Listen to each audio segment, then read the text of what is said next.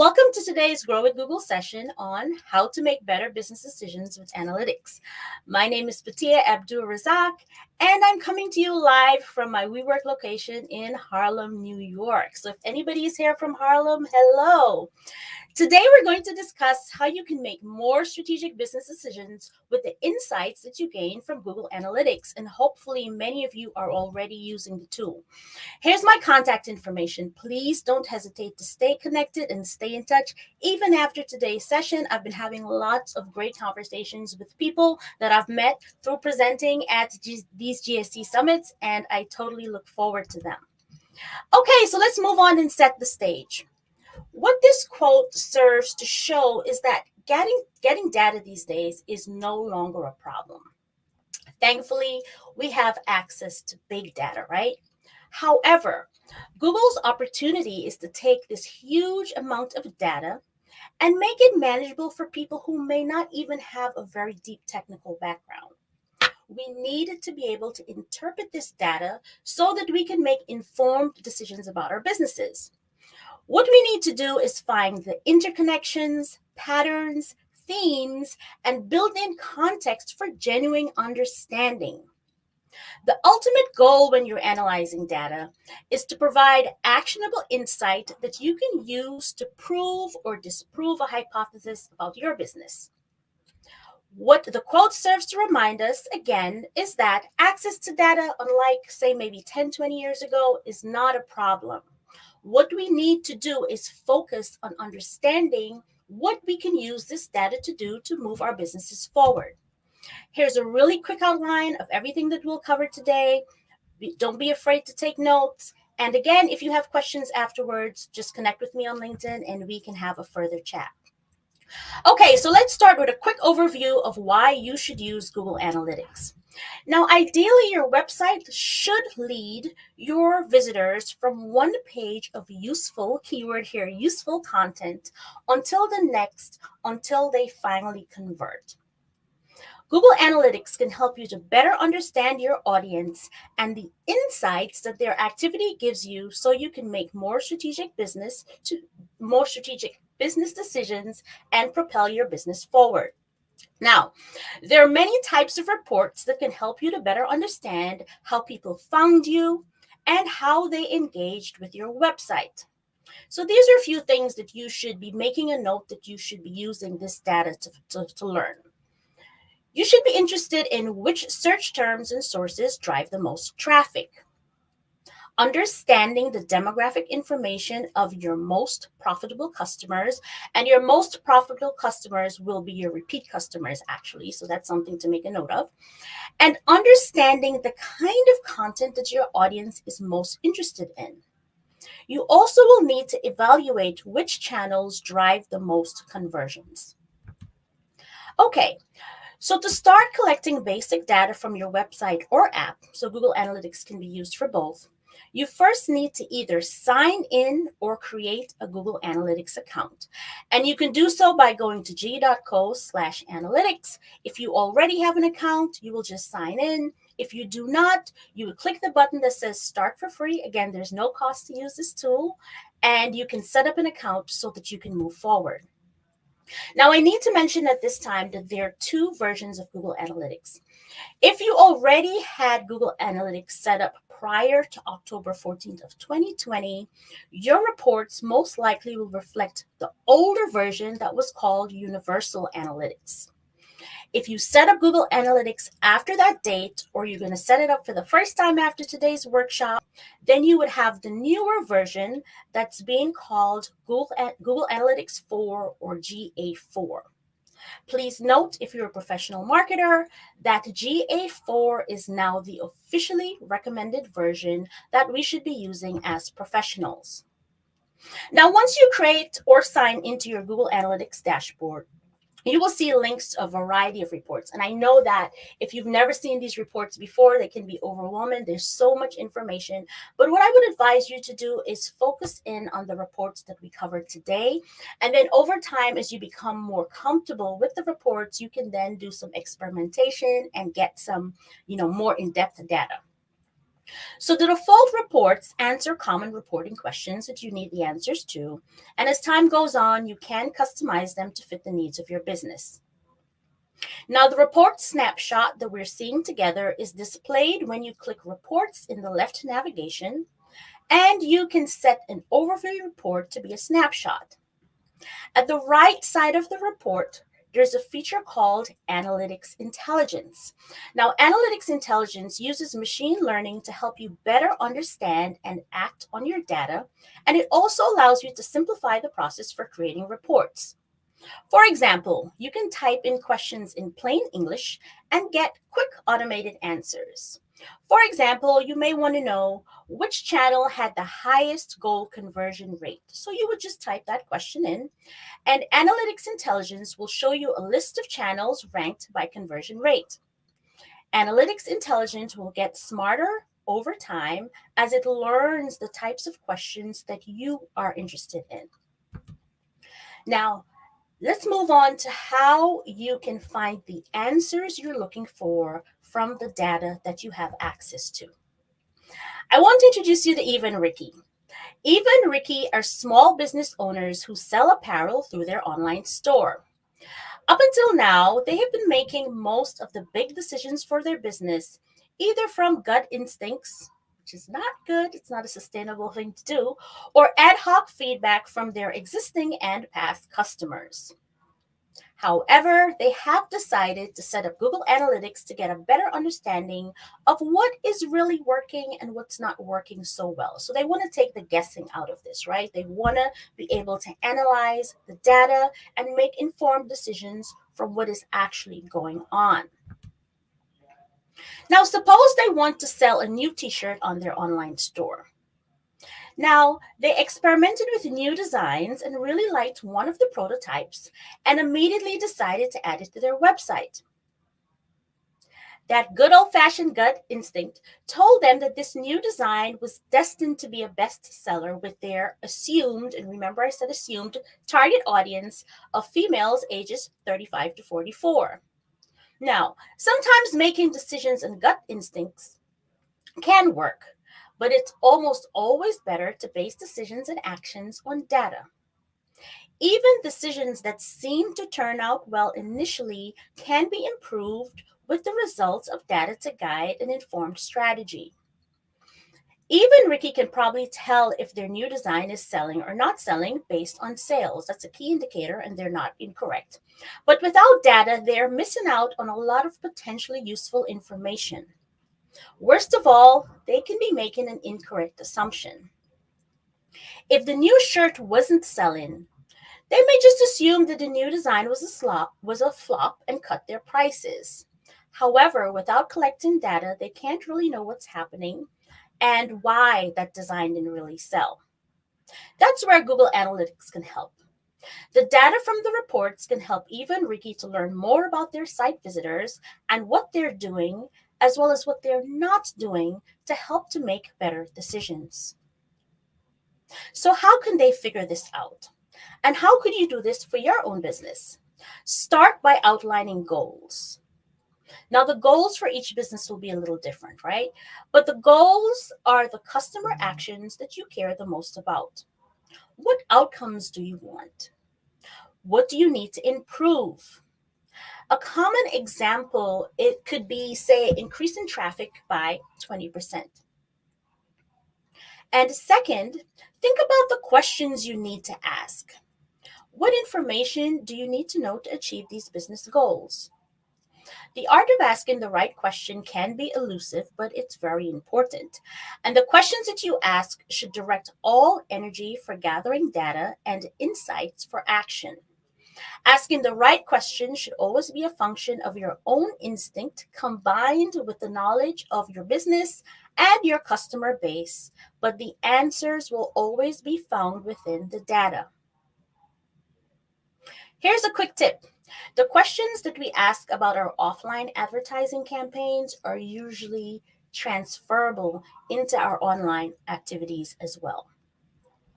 All right, so here are some steps that you can take to make sure that you are first choosing the right goals for your business and then asking the right questions so that you can then go to the data and make sure you understand exactly what's going on. Let's start with goals. Start with the outcome in mind. What do you want to happen? What are you trying to achieve? Everything you do should support your goals. Now, there are many types of goals, and I spoke about increasing website traffic, say about 20%. But is that goal really meaningful? Before we go any further, let's talk about what good business goals are. Now, one way to make sure that you're outlining the correct goals would be to use the SMART framework. And SMART, of course, is an acronym. And you should be asking yourself these questions. Is the goal specific and detailed? Can you track it? How will you measure it? How will you know when it's accomplished? Is the goal realistically attainable? Will this goal help you reach your business goals, your overall business goals, and how relevant is it to your business?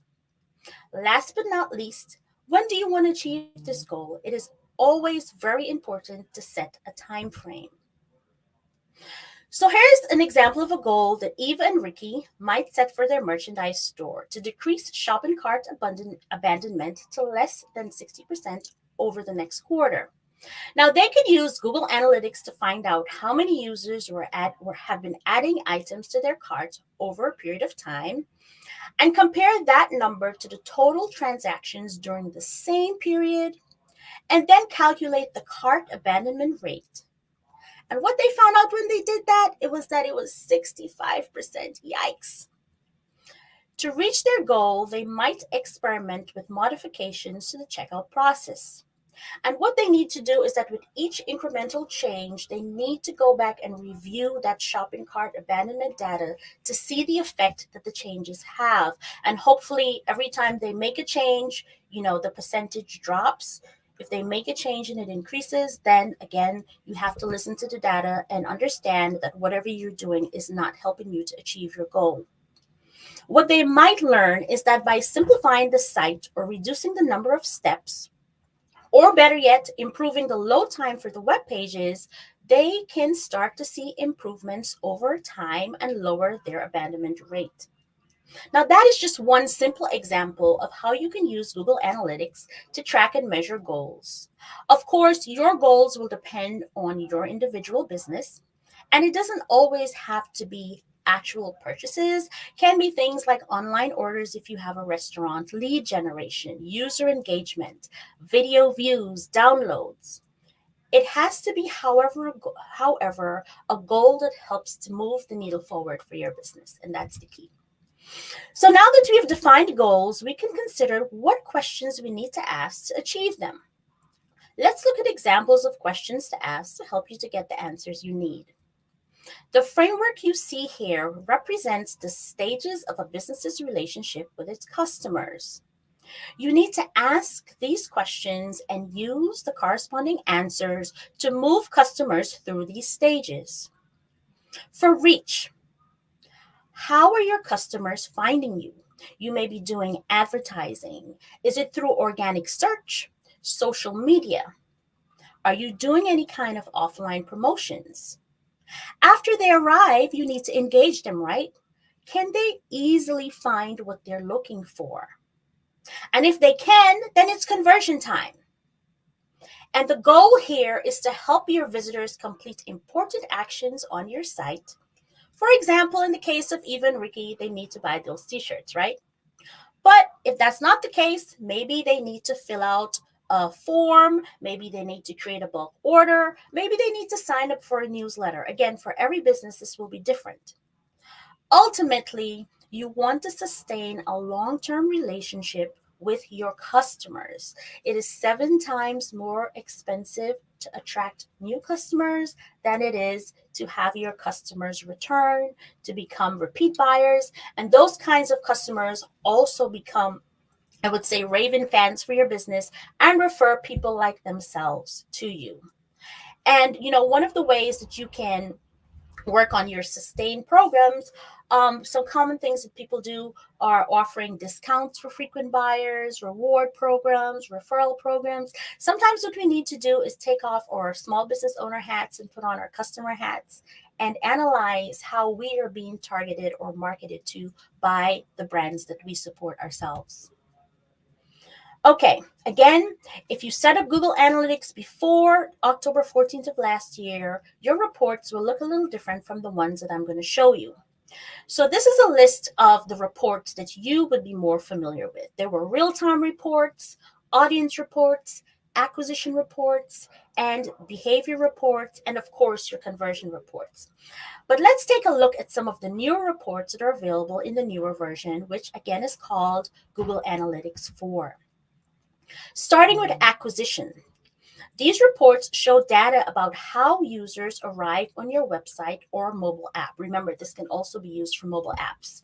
And they can help you to develop an understanding of how users find your site. The reports include user acquisition and traffic acquisition. And the difference, users and new users, and that's one of the specific reports, will let you know in terms of the traffic, how many people are brand new to the site compared to how many people are returning.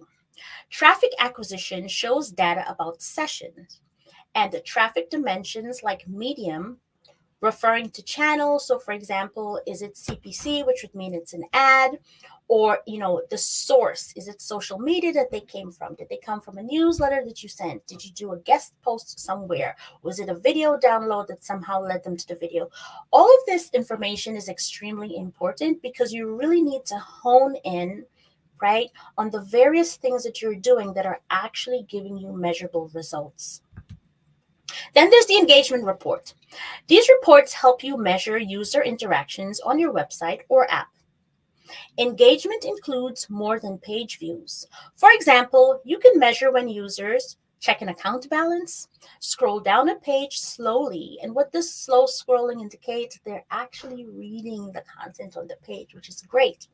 You can also view product details or spend time on a product page. And you can also tell if they have watched an informational video. Engaged sessions, which we're seeing on the screen, are a collection of events the user triggers within a time frame. An engaged session is a session that either, you may want to jot this down, lasts 10 seconds or longer, had one or more conversion events, or had 2 or more page views. And that's important to know because you know that this is the kind of content that is allowing your site to be sticky, right? And when I say sticky, you guys know this means that people aren't just coming and leaving. They're actually spending time on the site. Now, if you have an e-commerce website or app, you'll probably use the monetization report. Very important for e-commerce. But in it simply, it tells you if people are buying your stuff or not. These let you measure purchases, ads, and subscription revenue, and lets you see how users interact with items, such as the products you sell, and measure the steps in the checkout funnel. Remember, your checkout funnel should be as simple as possible, no more than, I would say, 5 steps max, or else people get distracted. It happens to me many times. I'm checking out something, the phone rings or whatever happens, and then I get up and leave. It didn't mean that I didn't have the intention of purchasing, but because there were too many steps, it's taking a little longer, and that's how you have shopping cart abandonment. And these reports, of course, can help you understand consumer behavior and enhance your monetization strategy. Moving on to retention reports. These reports help you understand how frequently and for how long users engage with your website or mobile app, and this is after their first visit. In other words, are people coming back? And if they're coming back, how long are they spending? And what are these return visitors doing? Hopefully they're buying things or downloading things or subscribing to your newsletter. One thing to note about these reports is that it's a useful metric to consider, but the data in the reports should not be taken as absolute truth. And why? As we all know, technology is great, but sometimes there are wonky things happening. So you should, yes, rely on the data, but also look at other ways that you can kind of tie in exactly what's happening on your site. Last but not least, of course, there are demographic reports. The demographic topics helps you to classify your users by the usual demographic criteria. So that would be age, location, geography, gender, along with the interest they express through online browsing and purchase activities. Now, the reports include a couple interactive graphs, diagrams, and tables that help you to visualize the data easily. Okay, one last side note. As all of our online services, including Google Analytics, move away from cookies, demographic insights are becoming less reliable. So that's not so great. But true first party data, which would be how people are navigating your site directly, not their demographics, modeled via other site behavior, is becoming more important. And of course, you can find all of this information in Google Analytics. All right, so tying things together. Using Google Analytics is a powerful tool by itself, but it has another advantage in that it can connect and communicate with other Google tools such as Google Ads.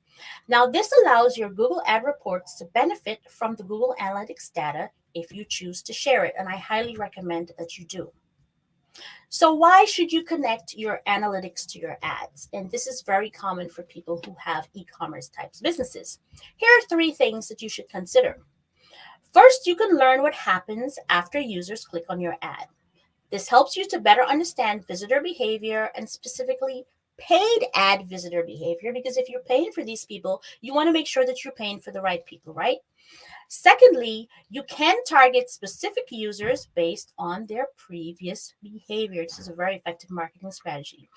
And so by linking your Google Analytics with your ads account, you can do things like define customer groups by their activity on your website. An example of this is that you can identify the audience who has put, say, 3 or more items in their cart, only to abandon it. Now, what you can do with this information? You can do something interesting like coming up with a temporary promotion that allows you to target only those people to actually get them to complete their purchases. And thirdly, you can better understand your paid traffic and if the keywords that you are using are actually converting. By linking your Google Ads and your Google Analytics, you'll learn if clicks on your ads translate to actual conversion. All right, so really quickly, to link Google Ads to Analytics, of course, you first have to have both accounts set up. And once they're set up, you will head over to the admin section of Analytics. And from there, click the product you want to connect under the property column. The process for each product will vary slightly, but they all involve inputting or selecting the account that you want to link to your Analytics account. Here's a pro tip. Be sure to register all of your Google products under the same Google account, because this usually makes linking that much easier. Okay, so we've covered a lot of information today in a really short time. So let's talk about what you should do next. We went through the steps of outlining goals. So what you should do after this workshop is quickly jot down some goals that fit the SMART network that you can then come up with the questions for that you can ask the data that you would have access to once you begin to use Google Analytics.